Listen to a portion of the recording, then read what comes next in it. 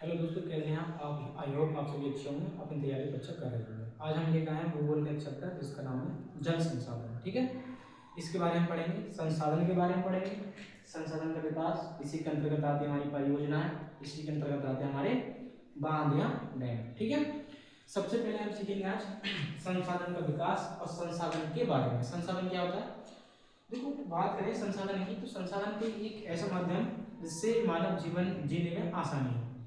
संसाधन में हम अपना फोन रख सकते हैं, अपनी बाइक और जो भी वस्तुएं जो हमें जीने के लिए लाभदायक है। जैसे कि लाइट एक संसाधन है, बाइक एक संसाधन है जिस पर आप लेट पा रहे हैं, सो पा रहे हैं, बेड वो भी एक संसाधन है। ठीक है, आप जो खा पा रहे हैं खाना वो भी एक संसाधन ही है। आपके जीने के लिए, आपके फील्ड के लिए एक एनर्जी की जरूरत होती है, तो एनर्जी आप किससे लेते हैं? खाने से लेते हैं, तो वो भी एक संसाधन के रूप में आता है। ठीक है, बात करें संसाधन की तो संसाधन ऊर्जा के आधार पर निम्न भागों में बढ़ते हैं। जैसे कि उत्पत्ति के आधार पर होते हैं संसाधन दो प्रकार के, जैव और अजैव। कैसे होते हैं? जैव संसाधन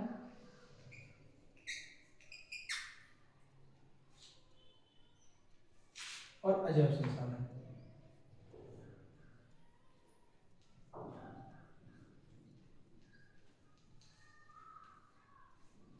ठीक है, जैव का मतलब जैसे कि प्रकृति में जैव के अंदर जान होती है, वहां से हमें भी संसाधन प्राप्त होता है। जैसे गाय भैंस से मिलने वाले संसाधन, जैसे कि दूध आप पी पाते हैं, दूध से आप जो भी प्रोडक्ट बनाते हैं वो एक जैव संसाधन है, क्योंकि एक जीवित मनुष्य या जीवित पशु से लिया जा रहा है।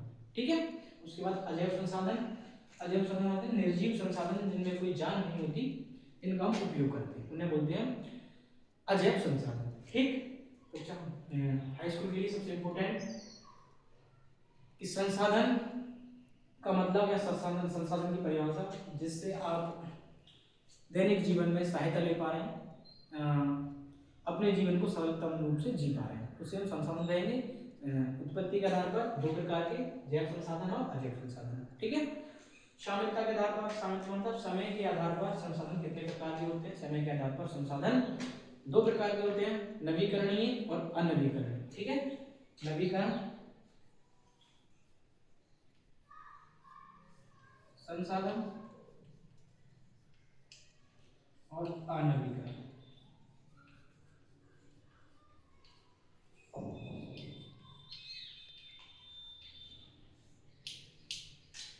नवीकरणीय संसाधन और अनवीकरणीय संसाधन, इन्हें दो भागों में बांटते हैं। जैसे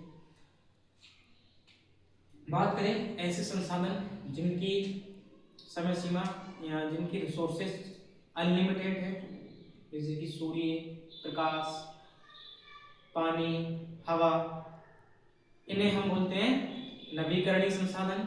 और अनवीकरणीय संसाधन जिनका उपयोग हम दोबारा नहीं कर सकते, जैसे कि कोयला, पेट्रोल, डीजल, इनका हम उपयोग दोबारा नहीं कर सकते। नवीकरणीय संसाधन वो संसाधन है जिनका उपयोग हम दोबारा कर सकते हैं, बार बार कर सकते हैं। ठीक है, जैसे कि हवा, पानी, सूर्य। सूर्य कैसा संसाधन है? सूर्य एक नवीकरणीय संसाधन है, इसका उपयोग हम बार बार कर सकते हैं। जैसे कि सौर पैनल यानी सूर्य लाइट, सौर पैनल, सूर्य प्लांट से सूर्य के प्रकाश से चलती है और सूर्य का प्रकाश कभी समाप्त नहीं हो सकता, इसलिए ये नवीकरणीय संसाधन के अंतर्गत आती है। मान के चले अनवीकरणीय संसाधन या अनवीकरण संसाधन, ये संसाधन इनके भंडार सीमित हों। एग्जाम्पल समझो, जिनके भंडार असीमित हों। कैसे हों? असीमित, अनंत हों। ठीक है, जिनके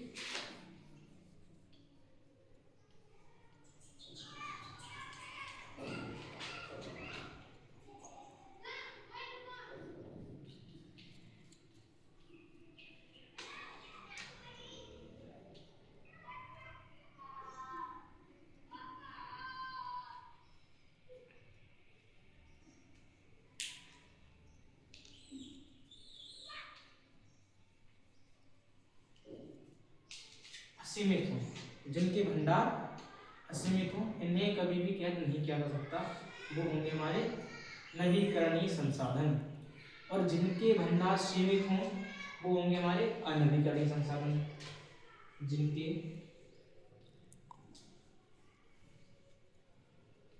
भंडार सीमित हो, जैसे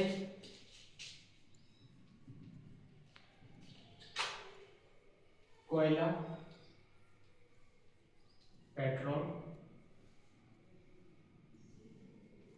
डीजल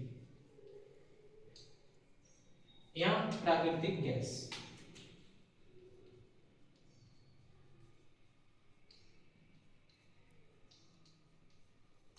ठीक है, हमने क्या देखा, साम्यता के आधार पर, साम्यता के आधार पर मतलब समय के आधार पर संसाधन कितने प्रकार के, संसाधन 2 प्रकार के, नवीकरणीय और अनवीकरणीय। ठीक है, नवीकरण या अनवीकरण। इनकी एक परिभाषा होती है कि जिनके भंडार असीमित हों उन्हें हम बोलेंगे नवीकरणीय संसाधन, जैसे कि पानी, हवा, सूर्य का प्रकाश। ठीक है, अनवीकरणीय संसाधन जिनके भंडार सीमित हों, जैसे कि पेट्रोलियम, डीजल, कोयला, प्राकृतिक गैस। इनके भंडार कुछ समय के लिए सीमित रहते हैं। ठीक है, इन्हें बोलते हैं हम अनवीकरणीय संसाधन। ठीक, नवीकरणीय संसाधन इनके भंडार असीमित हों। ठीक, स्वामित्व के आधार पर संसाधन के प्रकार। ठीक है, तो स्वामित्व के आधार पर संसाधन हो सकते हैं 4 प्रकार के। नंबर 1 व्यक्तिगत, नंबर 2 सामुदायिक, नंबर 3 राष्ट्रीय, नंबर 4 अंतरराष्ट्रीय। व्यक्तिगत बात करें तो जैसे आप अपना घर या अपनी जमीन, व्यक्तिगत जो भी सामान होता है वो व्यक्तिगत संसाधन होता है। जैसे मान के चलिए व्यक्ति का फोन, मोबाइल,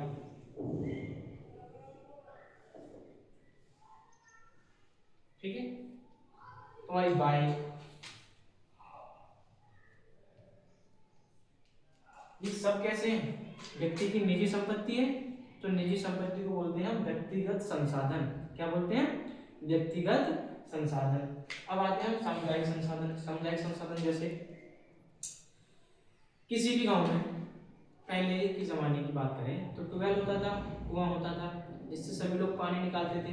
ठीक है ना, तो पानी निकालने वाले जो लोग थे, हर कोई व्यक्ति गांव का पानी निकाल सकता था उस कुएं से। स्वामित्व के आधार पर संसाधन के प्रकार। ठीक है, तो स्वामित्व के आधार पर संसाधन हो सकते हैं 4 प्रकार के। नंबर 1 व्यक्तिगत, नंबर 2 सामुदायिक, नंबर 3 राष्ट्रीय, नंबर 4 अंतरराष्ट्रीय।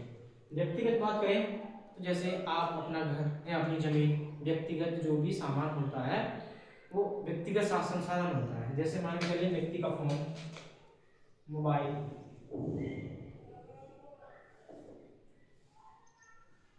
ठीक है, तुम्हारी बाइक, ये सब कैसे हैं, व्यक्ति की निजी संपत्ति है, तो निजी संपत्ति को बोलते हैं हम व्यक्तिगत संसाधन। क्या बोलते हैं, व्यक्तिगत संसाधन। अब आते हैं हम सामुदायिक संसाधन। सामुदायिक संसाधन जैसे किसी भी गांव में पहले के जमाने की बात करें तो ट्यूबवेल होता था, कुआं होता था, जिससे सभी लोग पानी निकालते थे। ठीक है ना, तो पानी निकालने वाले जो लोग थे, हर कोई व्यक्ति गांव का पानी निकाल सकता था उस कुएं से, तो वो कुआं, गांव का कुआं कैसा हो गया, सामुदायिक, सभी लोग उसमें अपना हक जता सकते हैं। ठीक है, वैसे ही जैसे सिनेमा घर कैसा संसाधन है, व्यक्तिगत है, तो सॉरी सामुदायिक है तो व्यक्तिगत, परंतु लोगों के लिए कैसा होता है, सामुदायिक। जैसे कि विद्यालय, विद्यालय कैसा संसाधन है, विद्यालय भी है तो किसी के व्यक्ति के लिए, परंतु हमेशा लगेंगे सामुदायिक, क्योंकि यहाँ पर हर कोई बच्चा शिक्षा ले सकता है। ठीक है, वैसे ही हम बात करें तालाब, गांव के तालाब कैसे हो सकते हैं, सामुदायिक, सॉरी सामुदायिक हो सकते हैं। गांव के तालाब कैसे हो सकते हैं, सामुदायिक। ये सभी कैसे संसाधन है, सामुदायिक संसाधन है। जैसे तालाब, नदी, नहर, कुआं, कैसे संसाधन है ये, सामुदायिक संसाधन है। मान के चलें किसी व्यक्ति को अपने फसल में पानी देना है और जितने भी किसान होंगे सब पानी देते हैं, परंतु एक नदी एक नहर से, तो नदी और एक नहर या एक तालाब कैसा संसाधन हो सकता है, सामुदायिक, क्योंकि सभी लोग उससे पानी दे सकते हैं। ठीक है, अब बात करें हम राष्ट्रीय संसाधन की, तो राष्ट्रीय संसाधन हो सकते हैं देश के लिए एक राज्य से एक राज्य को जोड़े, उन्हें हम राज्य मार्ग या राष्ट्रीय मार्ग बोल सकते हैं। ठीक है, जैसे एक संसाधन एक राज्य से दूसरे राज्य को जोड़ेगा, वो होंगे हमारे राष्ट्रीय संसाधन। जैसे उत्तर प्रदेश का राज्य मार्ग पश्चिम बंगाल को जोड़े, या उत्तर प्रदेश का मध्य प्रदेश को जोड़े, तो वो होंगे हमारे राज्य संसाधन। जैसे रेलवे,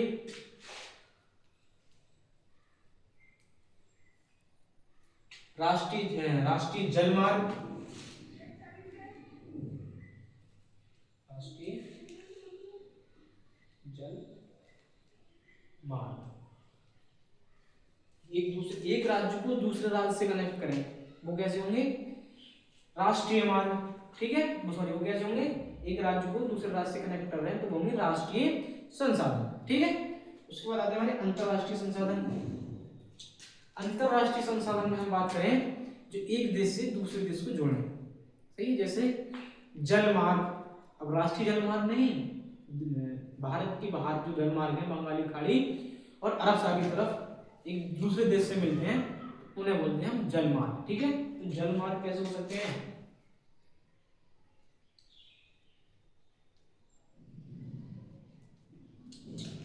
हवाई अड्डे अंतरराष्ट्रीय हो सकते हैं और राष्ट्रीय हो सकते हैं, एक राष्ट्र से दूसरे राज्य में और एक देश से दूसरे देश में। ठीक है, तो हवाई अड्डे दोनों तरीके के हो सकते हैं, राष्ट्रीय भी हो सकता है, अंतरराष्ट्रीय भी हो सकता है। ठीक है,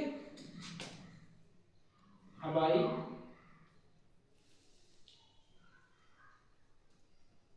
अड्डे ये हमारे अंतरराष्ट्रीय संसाधन हो सकते हैं। अब बात करते हैं विकास के स्तर के संसाधन पर, ये कितने प्रकार का होता है? विकास के स्तर से आधार पर संसाधन। ठीक है, इन्हें भी तीन प्रकार में बांटा जाता है: संभावित संसाधन, विकसित संसाधन, भंडार एवं कोष संसाधन। ठीक है, संभावित संसाधन का प्रयोग, संभावित संसाधन की बात करें तो ये कैसे हो सकते हैं? ऐसे संसाधन जो वर्तमान में किसी दूसरे क्षेत्र में स्थित है, परंतु हम इनका उपयोग आने वाले समय में करेंगे। संभव है, हाँ करेंगे, आने वाले किसी भी दूसरे राज्य में या किसी भी दूसरे स्थान पर हैं, जिन्हें हमें वर्तमान में पता तो चल गया है, परंतु आने वाले समय में करेंगे। जैसे उदाहरण के लिए राजस्थान और गुजरात में चलने वाली हवाएं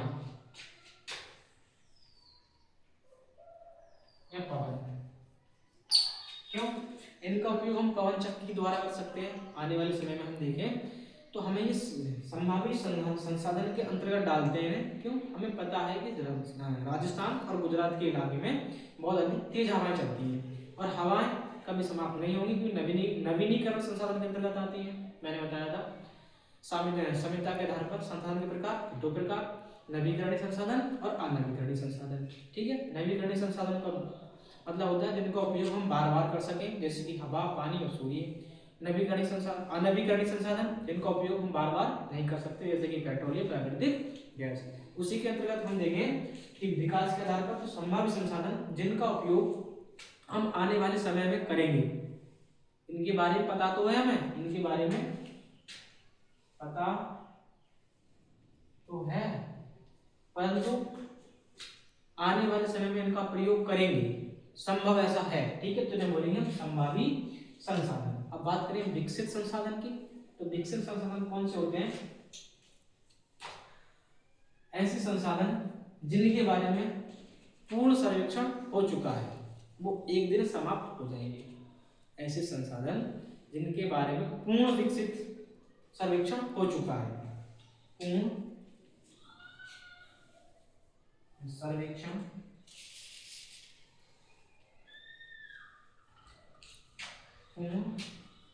हो चुका है, वो एक दिन समाप्त हो जाएंगे, परंतु विकसित अपने आप में डेवलप्ड है। ठीक है, डेवलप्ड रिसोर्सेस होते हैं जिनका सर्वेक्षण पूरा हो चुका है, वो एक दिन समाप्त हो जाएंगे। जैसे पेट्रोलियम,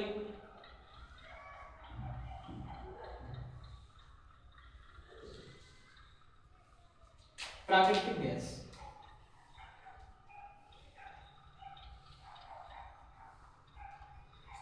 ये डेवलप्ड है, कहने का मतलब ये डेवलप्ड रिसोर्सेज हैं, इनके बारे में पूर्ण ज्ञान है हमें कि एक न एक दिन आने वाले समय में खत्म हो जाएंगे, समाप्त हो जाएंगे, परंतु इनका हम उपयोग कर रहे हैं अभी, ठीक है। उसके बाद आते हैं संचित एवं भंडार या भंडार एवं संचित कोष के संसाधन कौन से होते हैं। अब हम एक अगला टॉपिक इसी के बाद इंक्लूड करेंगे इसमें कि परियोजनाएं क्या होती हैं, ठीक है, जिनके बारे में पूरा ज्ञान है, जैसे कि पानी, और पूर्णतः तकनीकी नहीं पता है हमें। देखो पानी में कौन कौन सा रिसोर्सेज है, कौन कौन से संसाधन है। अगर बात करें हम पानी की, तो पानी में कौन कौन से संसाधन है, H2O, हाइड्रोजन और ऑक्सीजन। अब पानी से हाइड्रोजन और ऑक्सीजन को अलग करने की तकनीकी हमारे पास नहीं है, परंतु हमने भंडार करके, हमने संचित यहाँ इसमें स्टोर करके रख रखा है। जैसे डैम का पानी, नदियों का पानी, जैसे बांध का पानी,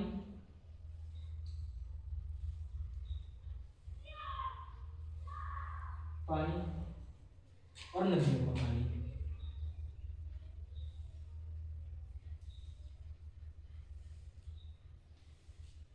ठीक है, ये आता है हमारा संचित भंडार कोष संसाधन के अंतर्गत। ठीक है, आज के पूरे टॉपिक में हमने क्या पढ़ा कि संसाधन का विकास, संसाधन कितने प्रकार के होते हैं। अगर हम बात करें प्रकृति के आधार पर संसाधन की उत्पत्ति के आधार पर संसाधन के बाद, तो दो भाग थे, जैव और अजैव। हम बात करें साम्यता के आधार पर संसाधन के कितने प्रकार थे, दो प्रकार थे, नवीकरण, अनवीकरण। ठीक है, उसके बाद हम बात करें साम्यता के आधार पर संसाधन के कितने प्रकार थे, चार प्रकार।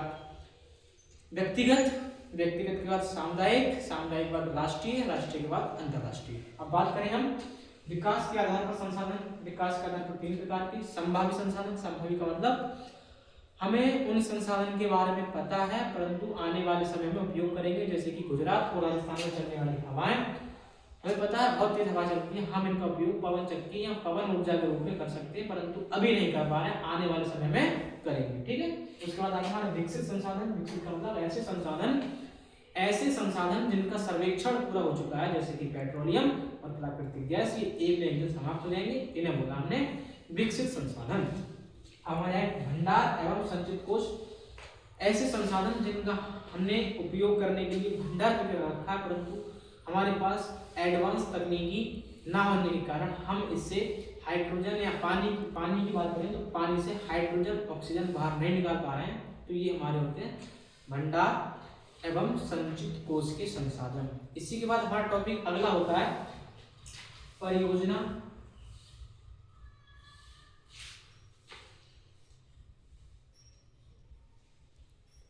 एवं बांध। ठीक है, और कक्षा 10 यानी कि 2026। ठीक है, यहां से एक मल्टीपल चॉइस MCQ, चाहे नदी हो, चाहे बांध हो, चाहे हमारे संसाधन के विकास के बारे में हो, एक क्वेश्चन MCQ प्लस एक लॉन्ग आंसर, एक क्वेश्चन MCQ प्लस एक लॉन्ग, प्लस कम से कम 2 क्वेश्चन मैथ,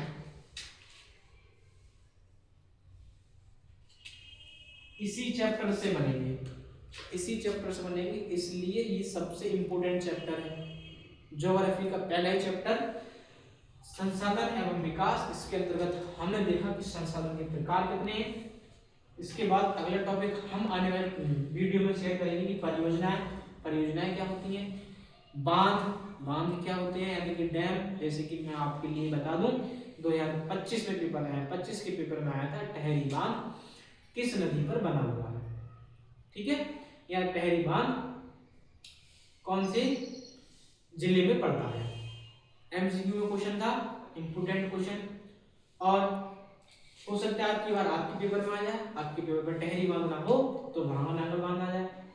सही है, शायद भांगा नांगल है, टहरी बांध मतलब बांधों से क्वेश्चन था, इंपोर्टेंट था, इसलिए बता रहा हूं। और आप अगर 2025 का पेपर सॉल्व नहीं कर पाए और लगता है कि एक बार पेपर सॉल्व करें अच्छा हो जाएगा, तो कमेंट में बताएं, मैं उसके सारे मल्टीपल चॉइस क्वेश्चन और पेपर की theory, long answer, short answer सारे करा दूंगा। आप बताएं आपको ये टॉपिक कैसा लगा। मिलते हैं अगली वीडियो में बाद और परियोजना के साथ।